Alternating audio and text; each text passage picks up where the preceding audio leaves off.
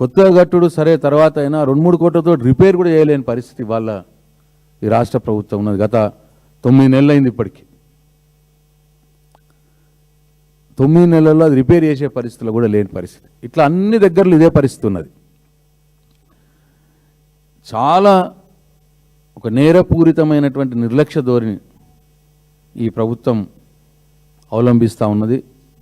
ముఖ్యంగా R&B రోడ్ల విషయం నేను ఇవాళ టేకప్ చేయదలుచుకున్నాను. ఇక మంత్రి గారు మొన్న మాట్లాడుతూ అసెంబ్లీలో తను రాష్ట్ర ప్రభుత్వం నుంచి ఏం చేసిందో చెప్తలేడు. మొత్తం